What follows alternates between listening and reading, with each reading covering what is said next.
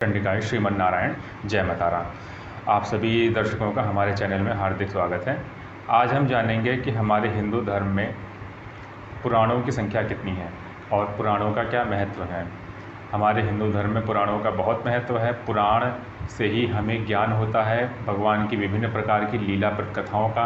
पुराणों से हमें ज्ञान होता है भगवान के विभिन्न प्रकार के अवतारों का। हम भगवान विष्णु के जिन दशावतारों का या 24 अवतारों के बारे में जानते हैं, उनके बारे में हमें पुराणों से प्राप्त होता है। पुराणों से हमें सृष्टि के वर्णन, सृष्टि का उत्पत्ति और सृष्टि के विनाश आदि की कथाएं, देवताओं की विभिन्न प्रकार की लीलामृत कथाएं आदि प्राप्त होती हैं। पुराण इस प्रकार से पुराणों का हमारे जीवन में बहुत महत्व है, क्योंकि पुराण हमें धर्म से जोड़े रखने का बहुत अच्छा साधन है। इस महान कलिकाल में जबकि बहुत सारे लोगों को वेद का ज्ञान नहीं है, संस्कृत का ज्ञान नहीं है और जिसके परिणाम स्वरूप उन्हें वेद का ज्ञान नहीं है और वो वेद अपने आप से पढ़ भी नहीं सकते। काल और समय की दशा ऐसी है कि वो वेद पढ़ने के लिए किसी गुरुकुल नहीं जा सकते। तो ऐसी दशा में हमें पुराणों से अपने धर्म के बारे में बहुत सारे ज्ञान प्राप्त होते हैं। कि सबसे पहले पुराणों की उत्पत्ति यानी इतिहास पुराणों की उत्पत्ति भगवान शंकर जी के द्वारा की गई थी, जिस मूल पुराण में 100 करोड़ श्लोक थे। मूल पुराण में 100 करोड़ श्लोक थे और वह मूल पुराण क्योंकि आज के कलयुग में किसी के द्वारा पढ़ा जा सकने के योग्य नहीं है, सक्षम नहीं है। यहाँ कोई भी इस योग्य नहीं है कि उस मूल 100 करोड़ के पुराण को पढ़ सके, क्योंकि ना उसकी इतनी बुद्धि है ना इसकी इतनी आयु है। इसलिए भगवान व्यास जी को भगवान शंकर जी ने यह जिम्मेदारी सौंपी कि इस मूल पुराण को खंडित करके विभिन्न खंडों में बांटकर इसको शॉर्ट फॉर्म में बनाया जाए, इसका सारांश बनाया जाए। भगवान वेदव्यास जी ने इस जिम्मेदारी को बखूबी निभाते हुए 100 करोड़ की पुराण संहिता को 4 लाख श्लोक में सारांश बना दिया और उसको भी 18 खंडों में विभाजित कर दिया, जिन 18 खंडों को हम 18 महापुराण कहते हैं।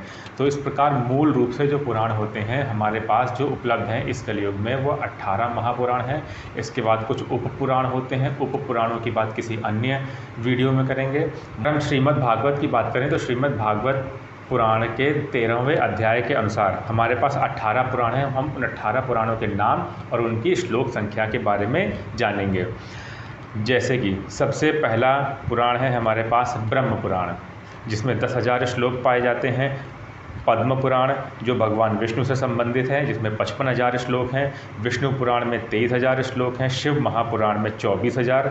श्रीमद् भागवत महापुराण जो कि भगवान कृष्ण की लीलाओं का अद्भुत संग्रह है, उसमें 18,000 श्लोक है। नारद पुराण में 24,000।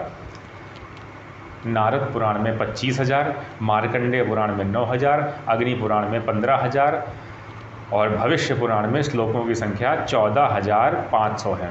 और ब्रह्म वैवर्त पुराण में 18,000। लिंग पुराण में 11,000। वराह पुराण में 24,000। स्कंद पुराण में 81,100 श्लोक हैं। वामन पुराण में 10,000 और कूर्म पुराण में 17,000। मत्स्य पुराण में 14,000। गरुड़ पुराण में 19,000 और ब्रह्मांड पुराण में 12,000 श्लोक हैं। इस प्रकार सारे पुराणों की श्लोक संख्या मिलाकर 4 लाख होती है, जैसा कि पहले कहा जा चुका है, जिसमें भागवत पुराण जो कि सबसे प्रमुख पुराण माना जाता है उसकी श्लोक संख्या 18,000 है। इसके बाद आते हैं रामायण और महाभारत जो कि महाकाव्य हैं, उनकी श्लोक संख्या अलग है। रामायण में कुल 24,000 श्लोक हैं, जो कि महर्षि वाल्मीकि के द्वारा रचित रामायण की अगर बात करें उसमें 24,000 श्लोक होते हैं। और श्री महाभारत जी की बात करें तो उसमें लगभग 1 लाख श्लोक पाए जाते हैं, जो कि हमारे हिंदू धर्म का ही नहीं बल्कि विश्व का सबसे विस्तृत महाकाव्य है। और जो हमारे पुराणों की बात करें तो पुराणों में सबसे बड़ा पुराण है श्री स्कंद पुराण। स्कंद पुराण में 81,100 श्लोक पाए जाते हैं और पुराणों में विभिन्न प्रकार के भगवान की विभिन्न लीलाओं का वर्णन, विभिन्न प्रकार की पूजा पद्धतियों का वर्णन, विभिन्न प्रकार के दान का वर्णन। इस प्रकार से हम पुराणों का अध्ययन करके अपने धर्म के बारे में विस्तृत ज्ञान प्राप्त कर सकते हैं। इसलिए हम सभी को कुछ, अगर सारे ना कर सकें तो कुछ मूल पुराणों का अध्ययन अवश्य करना चाहिए, जैसे श्रीमद् भागवत महापुराण, श्रीमद् देवी भागवत महापुराण। देवी भागवत महापुराण का नाम मैंने इन 18,000 श्लोकों 18 महापुराणों में से नहीं बताया है, क्योंकि देवी भागवत महापुराण के बारे में जब हम पढ़ते हैं तो उसमें आता है कि यह महापुराण और श्रीमद् भागवत महापुराण दोनों एक दूसरे के डुअल महापुराण हैं, जो कि अलग अलग कल्प से संबंधित हैं। वर्तमान कल्प में यह महापुराण श्रीमद् भागवत महापुराण ही 18 महापुराणों में से एक गिना गया है। आगे हम समय के बारे में फिर कभी बात करेंगे। जय माता रा, श्रीमन नारायण।